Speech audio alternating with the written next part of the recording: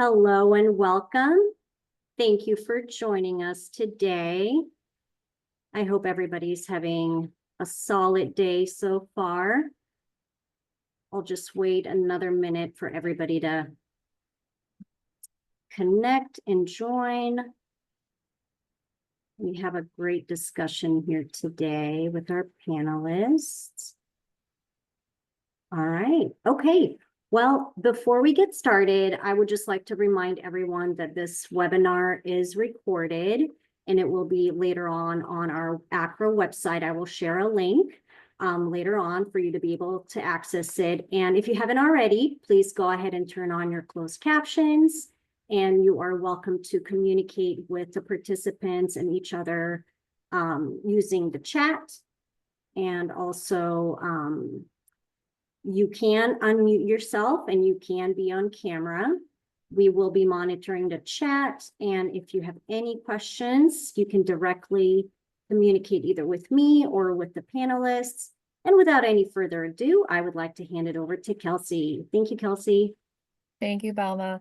Hi, everyone. It's so great to see so many people here today for our Frontline Fireside.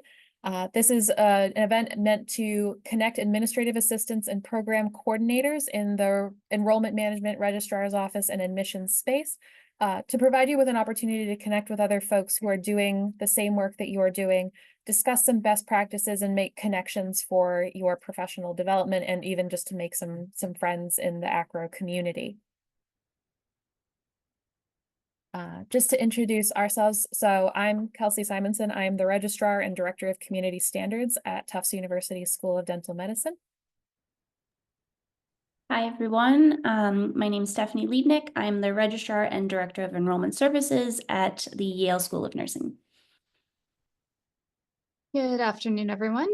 My name is Christine Weldon. I'm the Associate Registrar for Policy and Operation at Oral Roberts University in Tulsa, Oklahoma. Hi, everyone. I'm Curtis Clark. I'm the Associate Registrar at Ball State University in Muncie, Indiana. Good afternoon, everybody. My name is Nick. I'm the University Registrar at Seton Hill University in Greensburg, Pennsylvania. And all of us are involved in the Young Professionals Caucus at ACRO.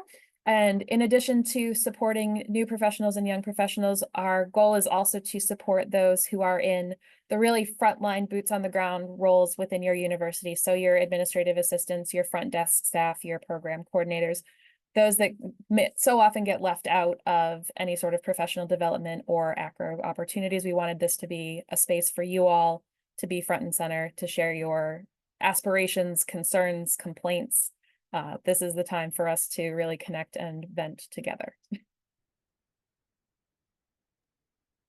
And so we wanted to kind of get a sense of who is in the virtual room here. So I encourage, if you're on camera, you can just kind of raise your hand, or if you wanted to use the raise hand feature in Zoom. So first we want to see, raise your hand if you work at a state school.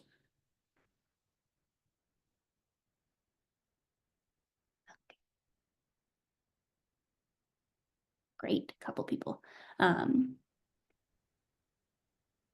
So next, raise your hand if you work at a small college.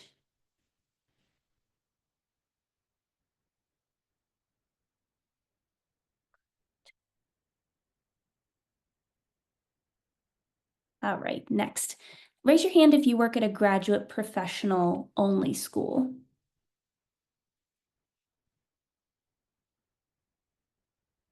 Couple people, all right. Raise your hand if you have less than 3 people in your office or your unit that you work in.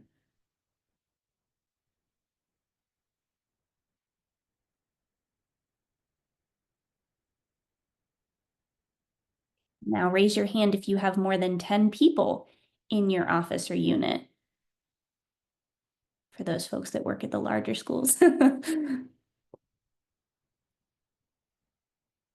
Great. And lastly, raise your hand if you started your career in a completely different field before joining the admissions or the registrar's office.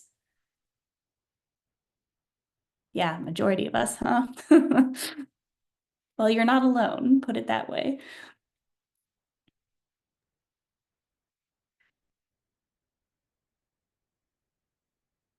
Great. Now we're going to get to know each other just a little bit more. This time we're going to use the chat feature to see what all we have in this way. So join me in chat. And if you would tell us, what is the oldest document, the record that you have ever come across in your role? For those of you, especially that work in the registrar office scheme, probably, what is the oldest document you have ever come across? Let's see what we get in chat.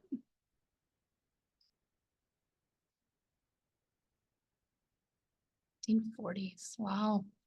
48. Those are some really old documents.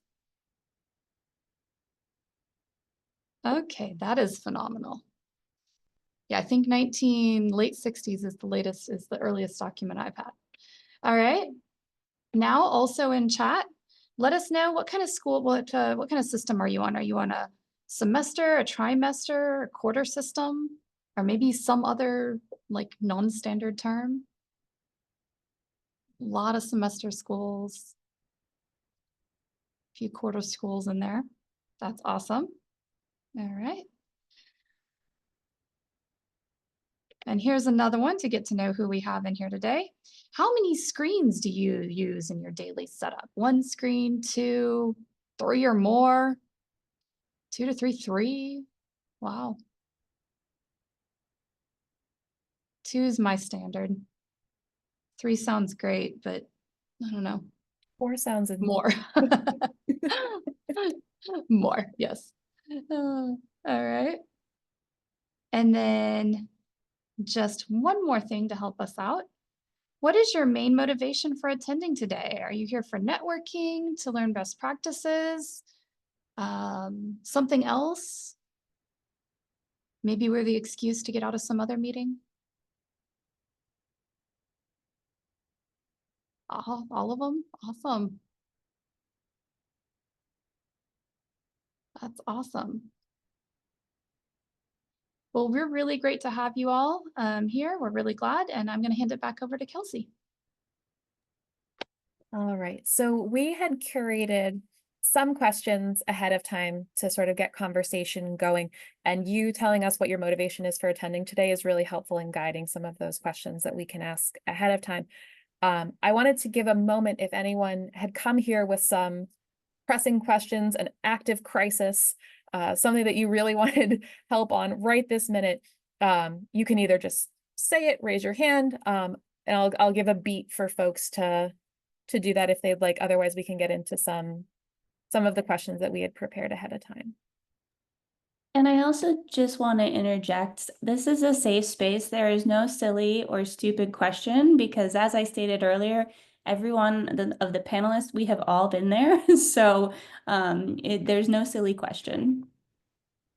And what I've found is when I ask questions that I think only my school has an issue with, we're the only school that struggles with it. There are 10 others that have the exact same problem. So you're not going to make your institution look bad or make you look bad. We're all struggling together.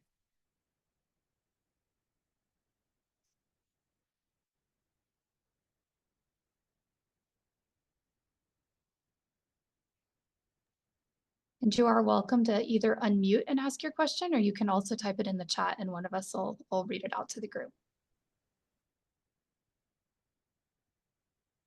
Hi, I think I sent a direct message instead of to the group, and it's state specific. But I'd love to learn more about what people do for record retention. And I live in New York. So if this is better for later for the New York people, I would love to hear your thoughts. Thank you.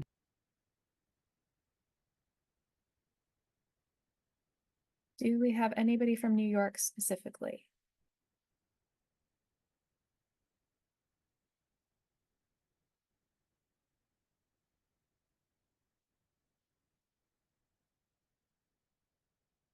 I can only speak to my own institution's record retention policy. The standard for anything that's not considered part of the student's file, so their application, any sort of disciplinary information, their final transcripts, the standard is 7 years. So any grade rosters, any notes from faculty, those are expected to stay for 7 years and then they can be purged. Anything like a transcript, disciplinary history, Their original application to the institution is to be kept in perpetuity here. We have an Iron Mountain repository that those are all sent to for our archives. What was that name of that repository called? Iron Mountain. I don't know what that is. I'm not really 100% sure. It's a third-party storage company. Right now, like we just refer to it as archives. But I believe Iron Mountain, they also do our shredding. So they're like considered a secure third party to manage sensitive documents. Okay, thank you. Bess, I also included in the chat a link to the Higher Ed Policy Central database, which is something that we have free access to as ACRO members. So if you click that link, you can then click on the button to log into the database and search for basically any policy that contains the phrase record retention in the policy name or even in the policy text itself. And you can even filter down on state, so you can look to see what all of your peer institutions in New York State are doing with regard to record retention. Thank you so much. I should probably add I work at a independent school that's a K through 12, so I'm not sure if that would preclude me from this information. I think even if it's not directly legally required, as it would be like for higher education, it's always good to look at best practices. They tend to be pretty similar, whether it's K through 12 or higher ed, whether if it's administered by the Department of Education, there are a set standard. Thank you.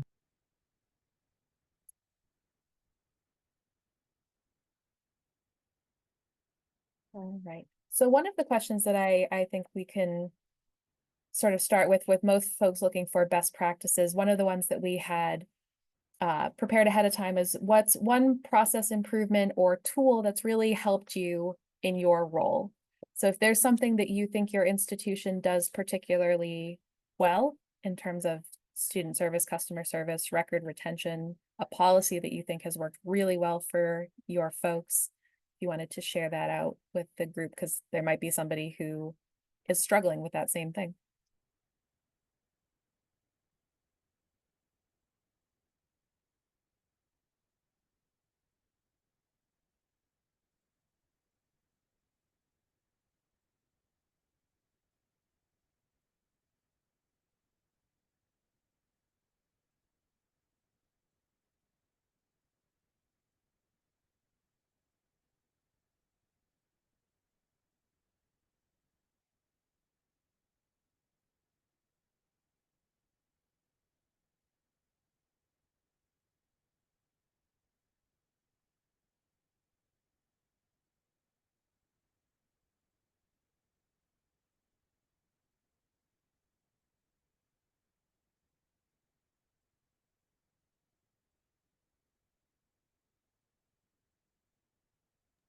Yes, Bethany.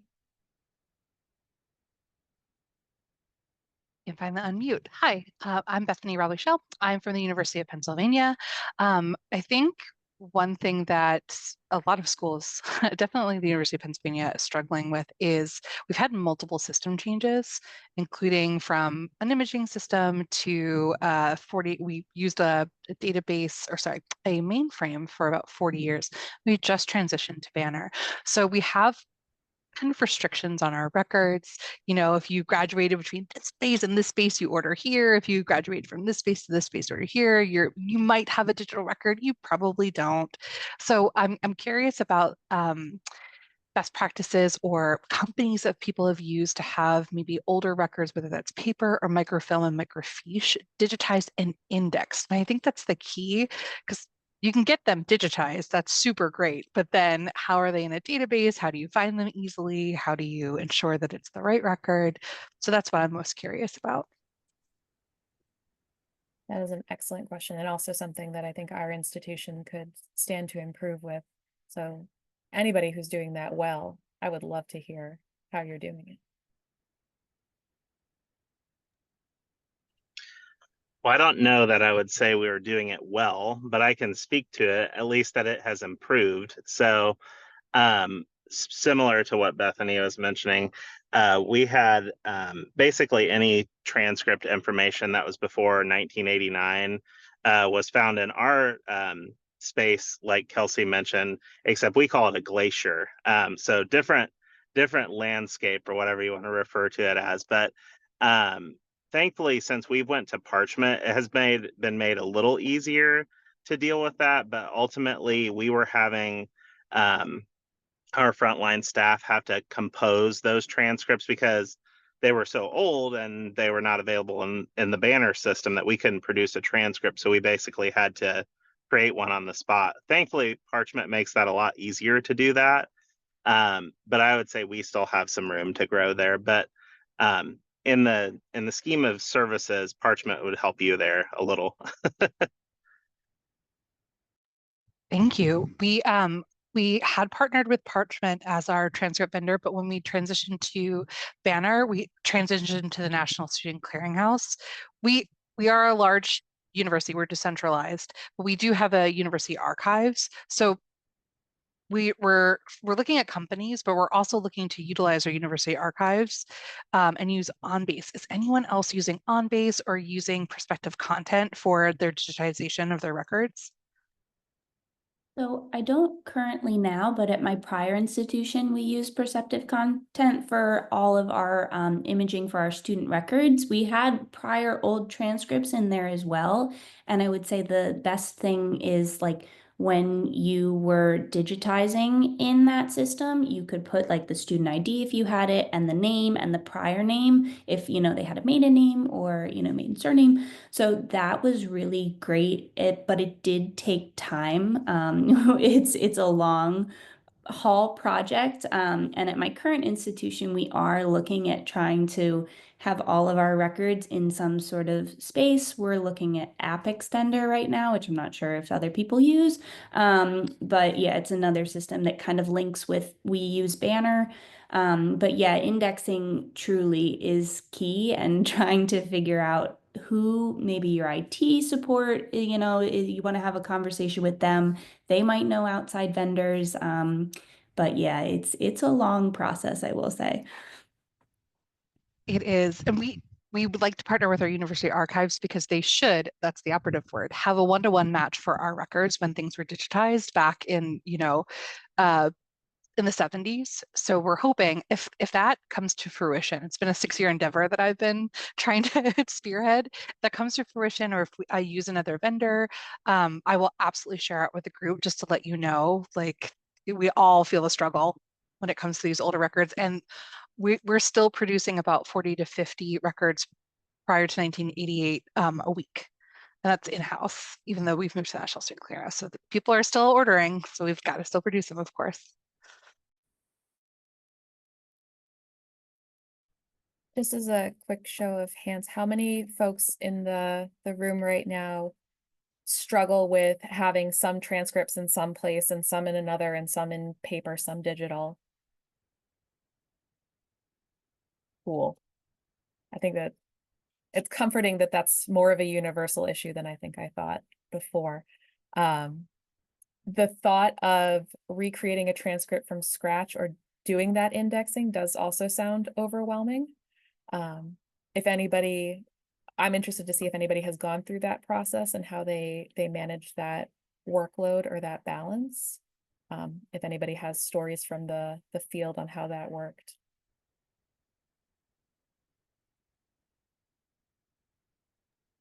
Back when we became a banner school in the 90s, so we're talking 25 plus years ago, there were staff specifically hired to convert our paper records into banner. And so that conversion happened. So we actually don't have multiple transcripts, but we've been around since 1965. So we have many, many years worth of students and graduates who are on a prior year. Prior to Banner, but they are thankfully almost, with very few exceptions, are almost all available. The only times we have issues are when there were some issue in conversion, and it's usually a matter of rolling a GPA calculation or something like that. So they actually hired conversion staff to do data entry at the time.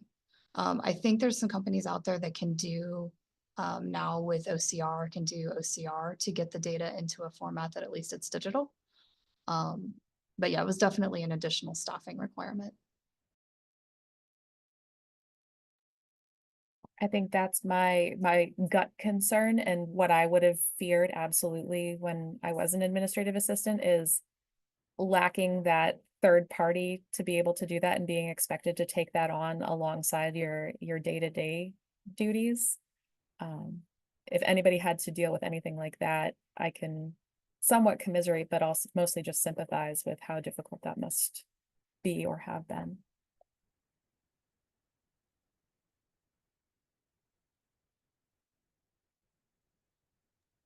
And Raina, I definitely echo your comment in the chat about struggling with like records that have incompletes and grades and things. We do still have that issue where we have records that have missing grades. And it's really hard to go back and figure out what a grade was supposed to be from, 40 years ago. So that's something where we have to go to the faculty now and be like, what should we do if we have any records still? And sometimes if not, we have to get approval to post late Ws if they didn't need the course, or if they did, post a passing grade because we don't actually know what the grade was. So there's a lot of creative solutions for that. A lot of paper files that we go get from archives and start looking for grade sheets. So.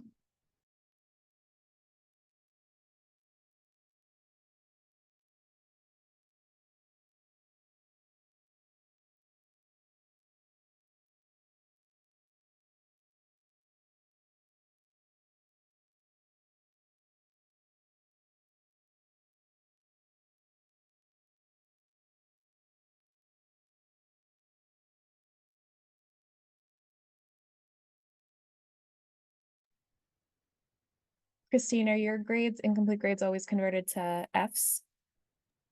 Yes, incompletes are, but missing grades are not. Okay. We struggle with that too. And Christine, you and I have talked about my faculty not getting their grades in on time. I'm not sure if that's an issue other people have at their institutions. But we have blank grades that go far too long, because our faculty are late in submitting. Yeah, that'd be a fun hand show how many people have trouble with like missing grades that are like really long missing. Is this just Kelsey and me?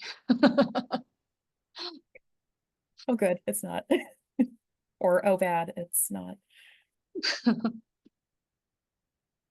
Our policy here is 1 year, then it gets converted. So that's all the longer they can go. Your missing grades convert to Fs also, not just your incompletes? Faculty have to submit at the time of the incomplete grade, they have to submit a tentative grade. If no work is completed up to that time, what would the student receive? Sometimes it's an F, C, B, whatever. And then after 1 year, I contact the faculty and it's like I either need an updated grade or the tentative grade gets posted. Interesting. I would love that if I had the tentative grade. I don't even know sometimes when we have the missing grades on our end. Oof. A lot of times the default's to an F, but other times there are grades. Can I ask if anyone else at their institutions has or had the concept of a long I, which is a permanent incomplete? That's what I figured. We That have was No, in ended practice, yes. incomplete. we do convert I's to F's, usually within I think it's the 5th week of the next compulsory term. But we do lesser now, but at one time had the concept of an I star, which is pretty much a permanent incomplete, and students could graduate with a permanent incomplete. We also use NR and GR grade mode or grade types.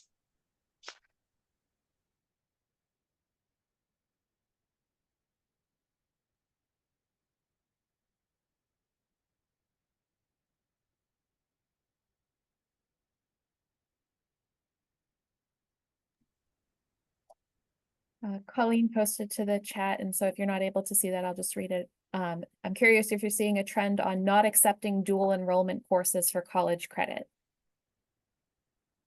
Where I'm at a professional school, we don't do any sort of transfer credit, so I'm interested to see what folks at four-year institutions do for dual enrollment, college credit, transfer credit. Now, this is a newer trend to my understanding.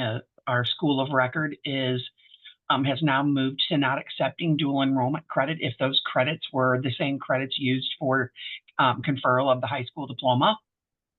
If they were taken in addition to the credits required for the diploma, then they would accept the credits. But I don't think we're going to see often that students are taking dual enrollment credits that are going to be in excess to those required for them to graduate. So I'm just curious if that is, if anybody else is seeing that or is having an issue with that.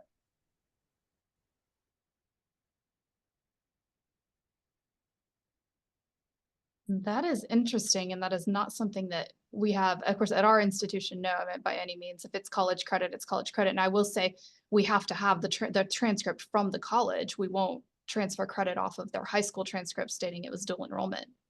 But as long as we have the college transcript where the credit was given, we will transfer it in based on our normal transfer policies.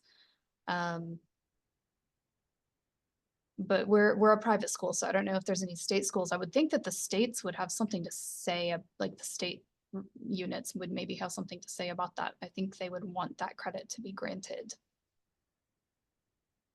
I'm a public 4-year, and I'm the same as what Christine just said. We accept it provided we have a college transcript, and our state legislature and governor are really pushing for our high school students to come out with an associate degree, if at all possible. I'm curious to know, Colleen, have they given you any reason for this? Is there any justification, or they just told you that we're not doing that anymore? Yeah, they've just added it to their handbook. An announcement was made that they're not going to be accepting the dual enrollment credit if it's not in excess to their required, like, what, 26 credits for graduation. So, and this was my first time hearing this. We've always accepted them in the past. So I was just curious if anybody else had any experience with this.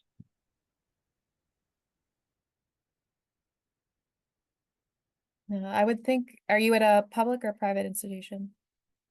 I actually work for a study abroad company, and we have a school of record that actually is who our classes are done through and transcripted at. And they've now said that we're not going to take those courses. So I use those courses as potentially like filling prerequisites for courses and whatnot. But as far as giving credit, they won't be added to the transcripts that they get with us, but they only attend with us for a semester, maybe two. So I just always advocate for them to, we've got partner colleges that they transfer to after they've done their semester or year with us, that they should just take those credits and by all means go and see what will be accepted at that partner college that they'll be continuing with, because they're not going to get added to the transcripts that are given from their semester with us.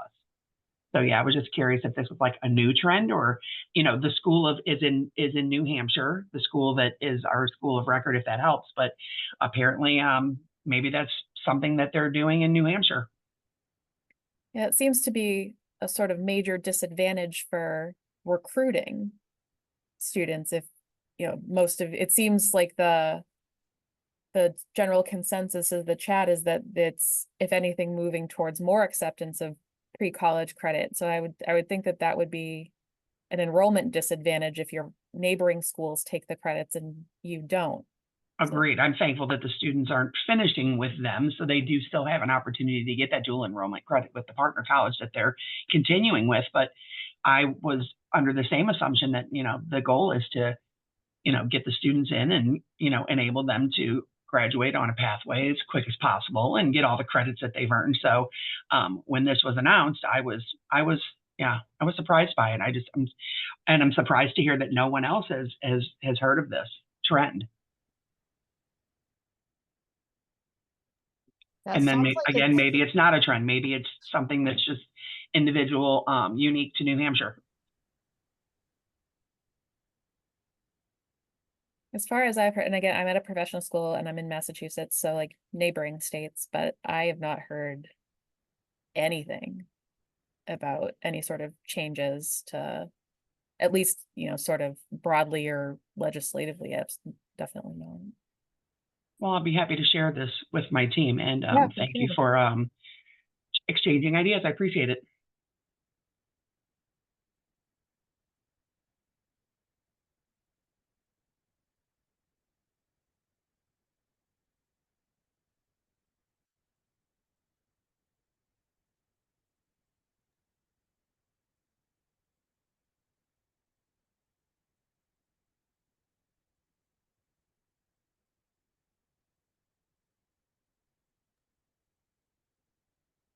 we're This looking for a also- different topic, I have another. Go ahead, go for it.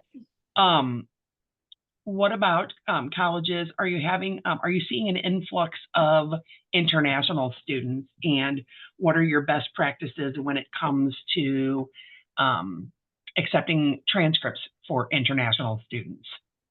Super curious on best practices there.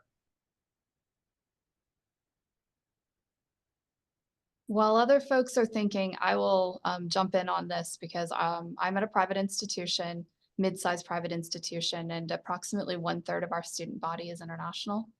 So we're a very high international population. So we do have transcript policies for accepting transcripts from international schools. We use AACRO Edge very heavily to verify the authenticity of those transcripts and the various levels from different regions of the world and different countries. We have a staff member within the registrar's office that is a international transcript specialist that is the one who primarily does those transcripts evaluations. There are some schools that some countries that we have had to require professional evaluation from. So like IEE or something similar. We generally use IEE. For a couple of schools that are just we've seen a lot of potential fraud. And so for those states, countries, I'm sorry. So we've done that, but otherwise we use AACRO Edge very heavily and we try to transfer in. Now, a lot of the transfer that comes in is elective credit because of the nature of international education not being in the same liberal arts format as what our institution uses. But yes, we have a very high amount of transfer from international. And now what if they're high school transcripts? Do you require, I'm guessing you require an official translation if it's not in English. We do. But what about those that are coming from another country that don't require a language translation? What about those? What's the best practice for those? There's a lot of companies out there that will do credential evaluation like IEE and a lot of those.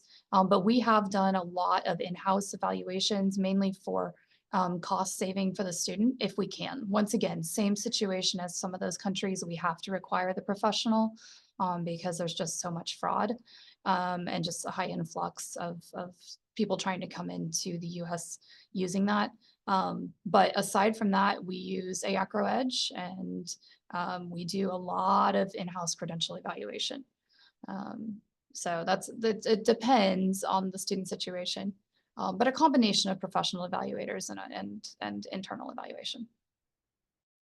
I'm curious if you know what resources they use when they do in-house translations, if they're not using a translation service.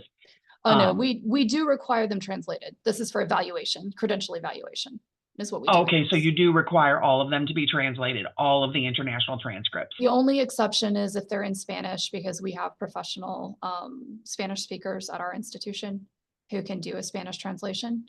But for the others, we would require a professional translation. Perfect. Thank you so much.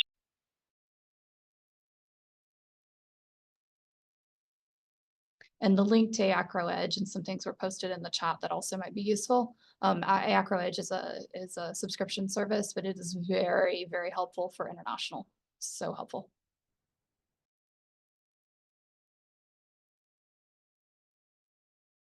Do you mind telling what kind of services it provides other than the translation? Does it do the translations for you as well?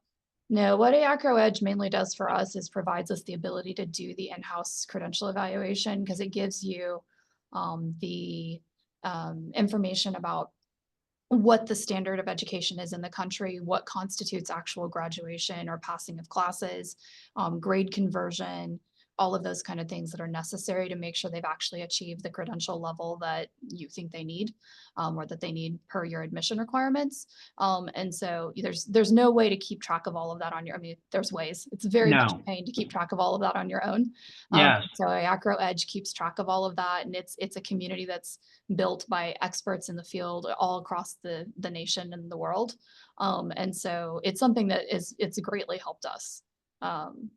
That sounds great. Do you know if does that come with, do you have to be a member of AACRO or is that a separate subscription you can prescribe to? That is a great question of which I am not aware of the answer. Any AACRO specialists here that can? I was gonna say, anybody know if you have to be an AACRO member to have AACRO Edge?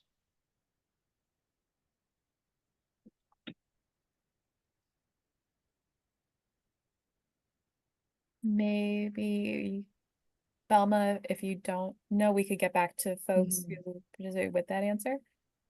That would be great. Thank you. I want to share, I don't believe that you do have to be a member to be an Acro Edge subscriber. However, I will share Drew Carlisle's email, and you can directly contact him and ask any questions pertaining to Edge. Do you know what the subscription costs for that, Alma? I honestly don't know offhand, but I did share the Acro Edge link, the webpage. It might be there, but like I said, Drew is in charge of the Edge webpage, and he can give you all the information. And where did you put his email? I will put it right now. Awesome. Thank you so much. You're welcome. But your question, Colleen, actually brought up a good reminder for everybody who, or a notice to everybody who is here today, that Acro's rosters are now open. I know up until a year or so ago, Acro had given a certain number of seats per institution for their staff to participate in Acro. And now it's by institution. So if your institution that you work at is an Acro member, you are now an Acro member and are able to participate in all of the resources. The Acro Exchange for discussion board posting, all of that is now available to anybody who works at an institution that is an Acro member. How would I find out if our school of record is a member? You can, let me look up for membership, the specific link, but I would imagine that if you were able to register for this, you are an Acro member. But let me get the actual like membership site that we can verify that.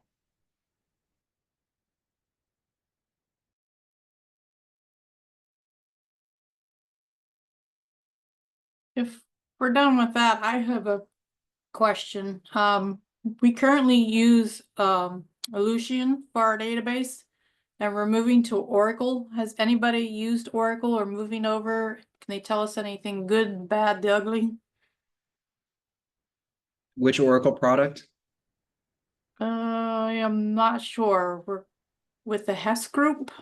We're also with Hess. I'd be happy to chat with you offline at some point. Yeah, we met down at Seton Hill when we came to the Oracle That's right. That's demo. right. I Yeah. remember now. Yeah, send me an email. I don't know that I have any more to add from what we've already talked about, but be happy to reconnect. Okay, thank you.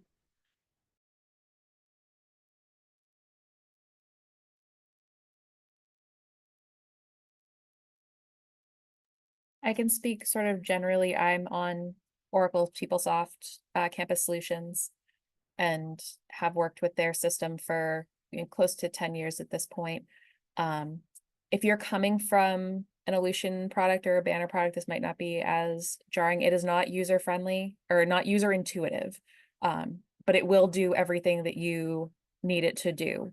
So all of the functionality is built in. There's a lot of navigation that's a little bit funny, or maybe things that are categorized in a way that you wouldn't necessarily do. But in comparison to other SIS that I've had the opportunity to use, I do find that it's the most complete in terms of getting everything that I need done in one place without having to go to a third system to finish the job.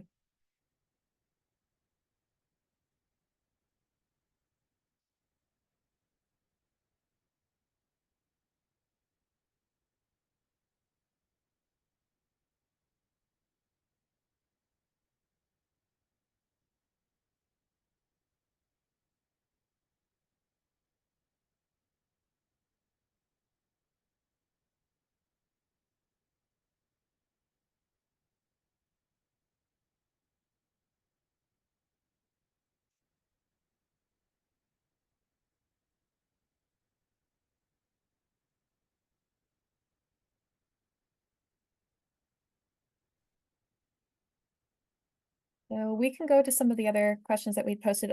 Folks had some good discussion in the chat about the most rewarding part of your job.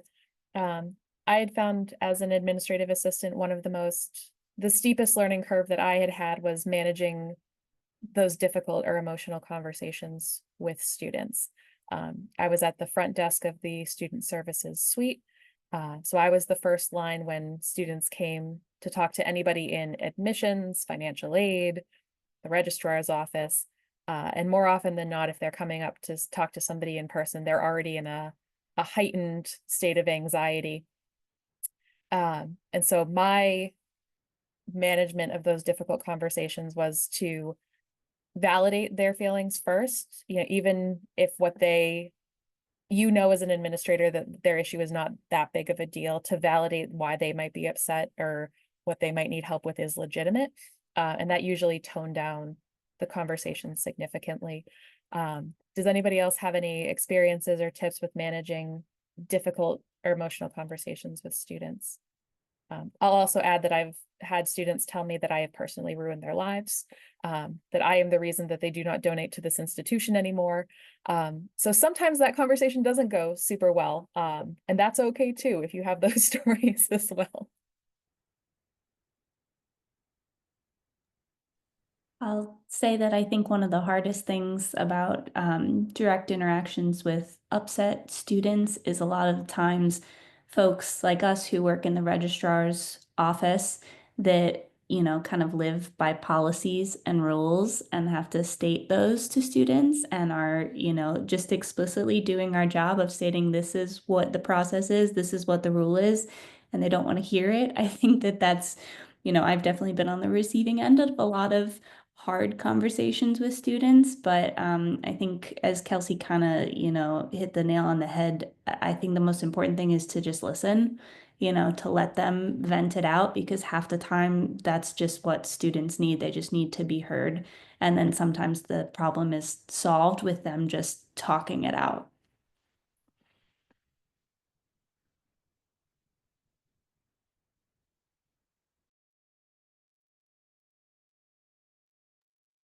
Absolutely.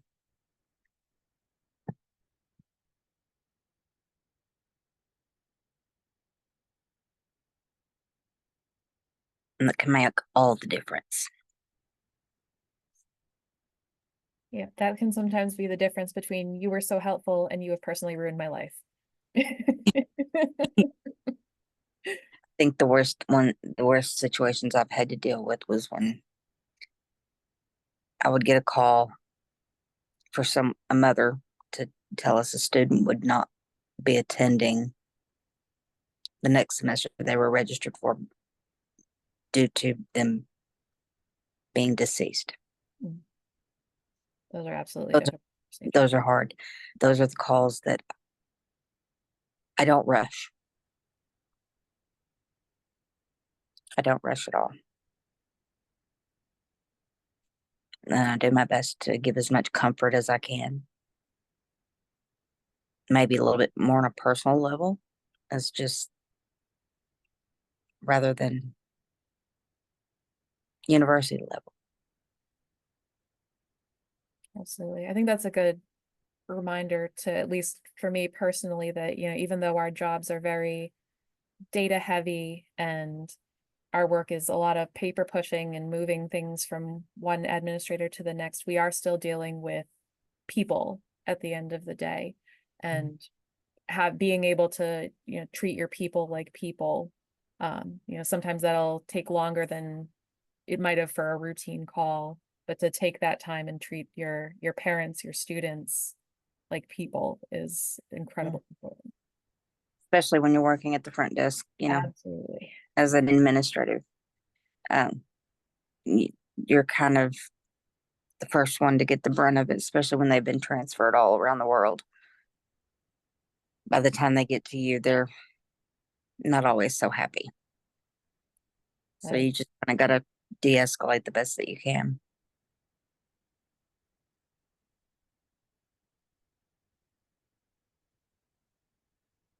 I was going to share that I worked at the front desk of a academic advising office. Worked at the Wharton School for 11 years in the undergraduate division, saw a lot of students coming in and out for advising. There's a program here at Penn called iCare where it's helping to support students in crisis and how to spot students in crisis, because the crisis looks different on different students. right? And how to spot that, how to support that, how to de-escalate, how to ensure that they Mhm. feel comforted and supported. Now in my current role, I get a lot of escalations. And so I tend to treat, I'm like, I know you've already shared your story, but I'd love to hear it again in your voice. I'm like, I'm looking at the notes, but that's in someone else's voice. And like, if you have the time and the space and you feel comfortable, can you reshare some of the details with me? I will stay on the phone with you as long as you feel comfortable.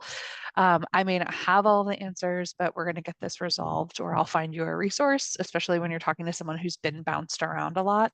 And it's that like you treat each case with like, as you were saying, kind of like sensitivity and care, and try not to rush for any circumstance, has been the best. And these are like little tools that we've tried to teach folks, like this might be your first time hearing the story, but this is the person's probably 15th time that they're telling it, and like try not to absorb their frustration, but really understand it. Mm. Yeah. And Empathy can go a long way. Absolutely. And I think Bethany said this, and then there was a comment in the chat too, just about being transparent. We are expected to have all the answers, and a lot of times we don't. But a lot of times, I'm sure, I remember sitting at the very front desk in the office, and so all the inquiries coming to me, and just being transparent of, I may not have the answer, but I will help get you the answer. I will help get you to that place, that office, that person. And so I think that helps sometimes de-escalate situations as well. Mm.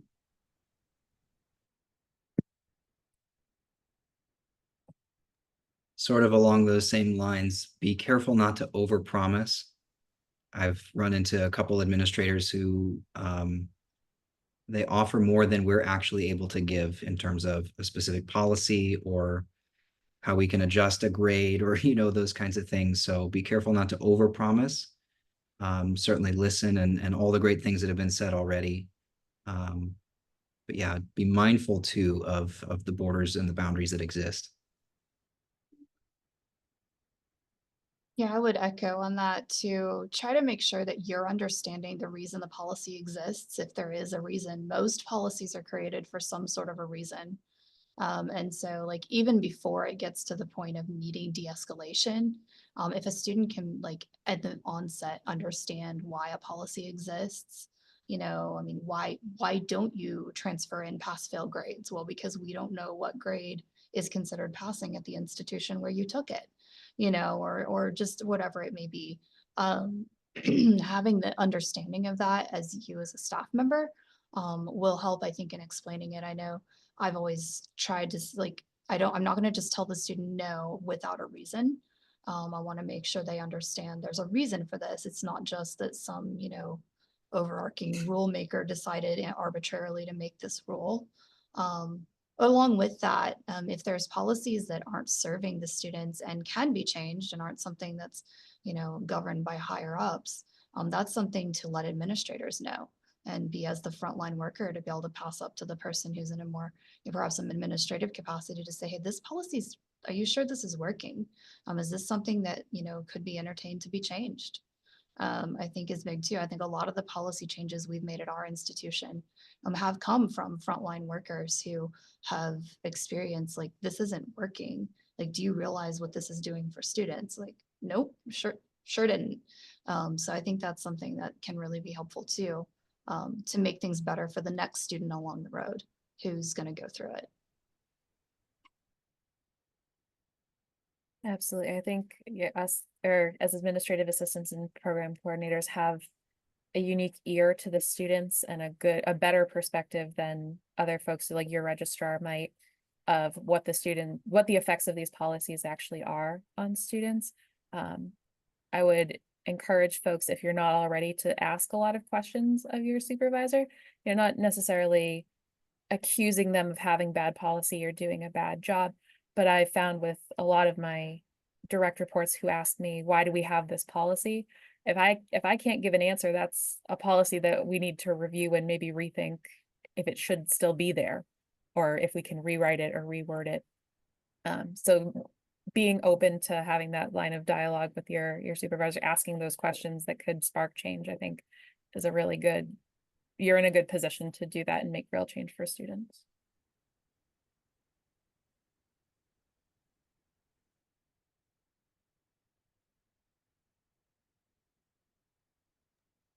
Well, that's a good comment, Rachel. How many of you guys struggle with students hearing from somebody told me about a policy, a document that doesn't exist? That seems to be a perpetual problem, at least for us. I don't know who somebody is, but somebody told me. It will be absolutely the death of me. Our students have per cohort one big group me chat. So there's 200 of them in one big chat, and they all talk to each other, and rumors very quickly spiral. I hear a lot of my friend said, or somebody else in my class did, or this, that, and the other. And I'm like, no. Yeah. Yep. Happens a lot. And they never know who. It's a friend or somebody. Mm-hmm. They no names. Nope. I can kind of clarify that just a little bit. So what I've run into a lot recently, this is coming from advisors and administrators who are promising their students walking in graduation, how close they are to graduate, things that they qualify for that they do not. And so I'm the one that clears students to graduate. And I have students crying in my office because they were told information that is absolutely not correct. And so I'm literally bursting their bubble like weeks or months before graduation. It's like, I'm sorry, this is the advisor's fault.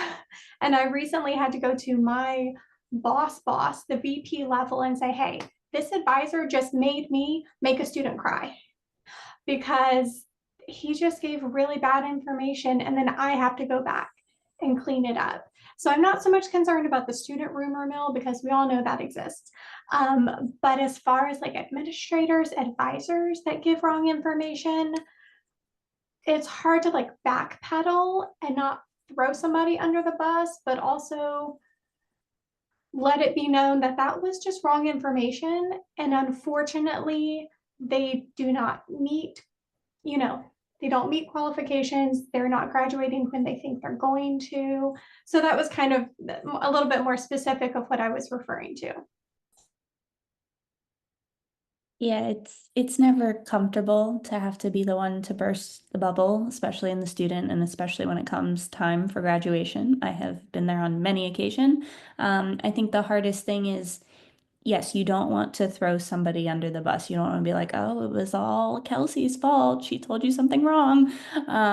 But at the same time, I think that what you said about going to your boss's boss is very important. I think if there are repeat offenders, or if maybe it's like a common theme, maybe there is training that needs to be done for advisors or other people that are looking at a degree audit, who are advising information for students specifically about graduation, because that can, as you said, make or break it. So I think that maybe that's an opportunity to see, like, are there gaps of what information these advisors or other administrators don't have that we should be providing so that they can give proper information. But I think that, yeah, it is really tough to have that conversation to say, unfortunately, that information is not correct. Here's what is correct. And there honestly, I don't know if anybody else in the room here, but like I've never run into an easy way to approach that conversation. There's also a natural distrust that builds from the student because, well, if the advisor told me something that was wrong, how do I know what you're telling me is right? So I think many of us have felt that. I entered the registrar office doing graduation checks and degree audits. That's what I did when I first started. And yeah, there was a lot of that. I will say at our institution, we kind of did a culture change and began through the registrar office, and it took buy-in from the leadership of the academic area and registrar to do this. But we began doing advising training, so training the advisors from the registrar office, which when we finally started that, I mean, it hasn't fixed all the problems. We still have issues, but we have a lot better connections to be able to work on correcting those issues. You know, like oh, I've noticed you've been saying this, like students are coming to me and saying this isn't right. Let's make sure we get the right information to students. And so it's something that our institution has bought into now, and we're in about our 6th year of annual training that we do for advisors. But that's something that does take a culture like shift. It's something that you as frontline staff can recommend to senior administrators and suggest it, especially if your office is the one who does graduation checks. I mean, they should want to know, how do I make sure my student gets graduated? So sometimes it can just start with that, like how do I make sure that the steps are needed so that the student actually is cleared for graduation, and that kind of thing. So it's something you might, filter up your ladders to see if that's something you can do, or other senior administrators would be interested. That might be a great idea. Christine, thank you for that. That's actually something I just spoke with my registrar about today. We were talking about that right before lunch.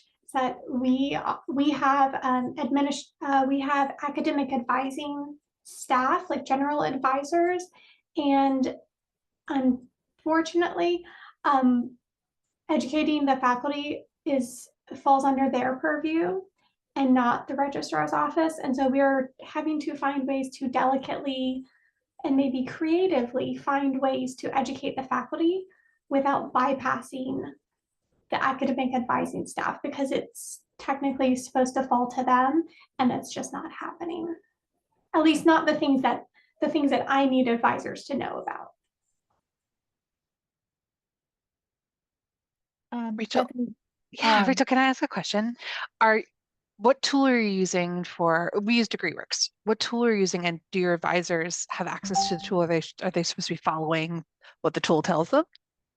Yep. So I work at a colleague school, and so we run degree audits, and we use WebAdvisor. And so the advisors can access their students' degree audit through WebAdvisor. Gotcha. They're just not following. I think a lot of them just don't understand. Degree audits are clunky and awkward, and it's not something that you're just going to intuitively understand all the ins and outs of the degree audit. And so we have a lot of newer faculty, and I would love to educate them on how to read a degree audit and then educate their students on their degree audit within their major. And so, yeah, that's just something that I would love for us to find a way to do that successfully. Thank you so much, everyone. We had some great conversation today, and I appreciate everybody that came out to either listen, to ask questions, to add to the conversation in the chat. We're going to leave this open for a couple more minutes if you wanted to direct message somebody that you felt like you had a connection with, somebody that you wanted to follow up on. And I also put in the chat, and I'll just say it here verbally too, that these conversations are happening once a month with the various caucuses, certainly in the Young Professionals Caucus. We meet the second Tuesday of every month in a Zoom for an hour, just like this. And it really is a place where we can bring these questions in sort of a confidential, no judgment space. But more than just this one opportunity, if you would like to continue these conversations or have lingering questions based on this webinar. We're so happy that you were able to join us. Thank you again for an amazing conversation. I'm going to put my email in the chat as well if anybody wants to get in touch with me directly. I think our other panelists will do that as well. And otherwise, I hope that you all have a great rest of your day and enjoy your ACRO experience. Thank you so much. Thank you, everyone.